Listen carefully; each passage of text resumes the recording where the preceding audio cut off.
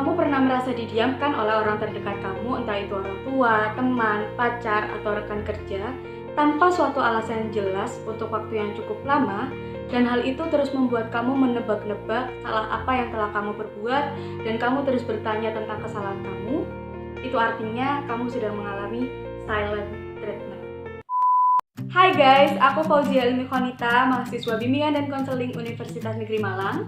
Di video kali ini aku akan membahas tentang situasi di mana kita pernah mengalaminya secara langsung ataupun tidak langsung dan secara sadar ataupun tidak sadar. Did you guys ready for it? Let's get started!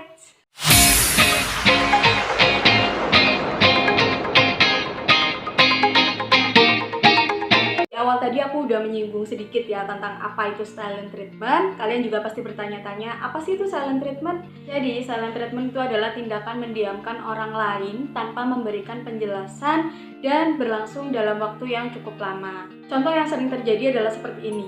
Ketika teman kita melakukan suatu kesalahan dan kita marah akan hal itu, lalu kita mendiamkan dia dalam waktu yang cukup lama tanpa memberikan penjelasan dengan tujuan agar dia tahu kesalahan apa yang dia perbuat dan kenapa kita marah akan hal itu. Ketika hal itu terjadi, yang ada justru teman kita akan bertanya-tanya tentang kesalahan apa yang ia perbuat tapi tidak pernah mendapatkan jawaban.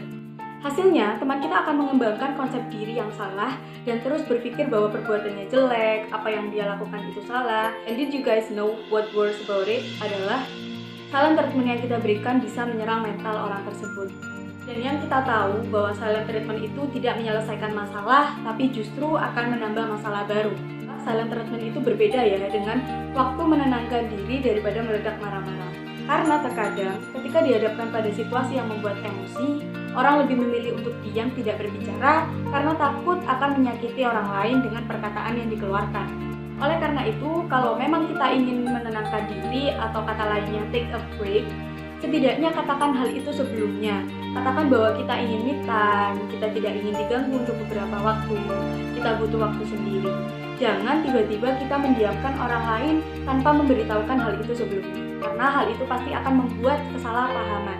Bayangkan kalau kita ada di posisi di mana kita yang didiamkan oleh seseorang. Misal nih, kita didiamkan oleh orang tua kita tanpa kita tahu kesalahan kita apa.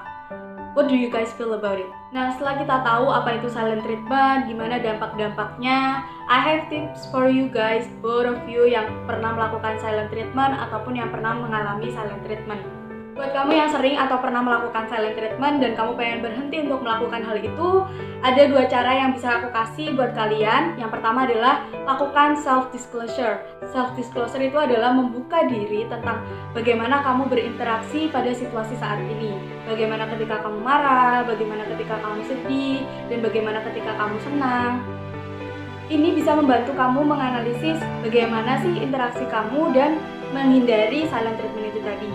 Selain itu, kamu juga bisa menggali informasi tentang masa lalu kamu yang relevan dengan silent treatment yang kamu lakukan saat ini. Misalnya, pada masa lalu, kamu pernah dimarahi oleh orang tua kamu dan kamu tidak bisa mengungkapkan apa yang kamu rasakan sehingga kamu memberikan silent treatment itu kepada orang tua kamu agar orang tua kamu paham kenapa kamu marah dan diam. Masa lalu itu bisa jadi merupakan sebuah alasan mengapa kamu melakukan silent treatment pada teman kamu atau orang-orang terdekat kamu pada saat ini. Tips yang kedua adalah dengan menuliskan pertanyaan atau pernyataan-pernyataan yang akan kamu ungkapkan kepada orang yang kamu berikan silent treatment sebelumnya.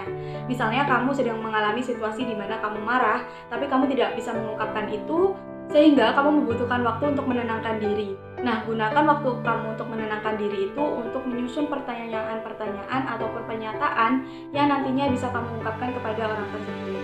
Selanjutnya adalah tips untuk kita yang pernah mengalami silent treatment. Apa sih yang bisa kita lakukan? First thing first adalah berikan orang tersebut waktu untuk menenangkan diri. Nah, ketika kita memberikan waktu untuk mereka menenangkan diri, kita bisa menyusun langkah-langkah untuk menyelesaikan masalah kita dengan dia. Misalnya waktunya, lalu apa saja yang ingin kamu ungkapkan kepada dia, dan apa saja hal-hal yang ingin kamu tanyakan. Ketika itu sudah tersusun, maka langkah yang kedua adalah lakukan pendekatan tanpa emosi dan tanyakan mengapa dia mendiamkan kamu. That's it from me guys, semoga video ini membantu kalian yang mengalami hal serupa. Because we are a human too, kita melakukan kesalahan but don't make it worse. So thank you for watching and don't forget to like and subscribe. Kita ketemu lagi di videoku selanjutnya. Bye!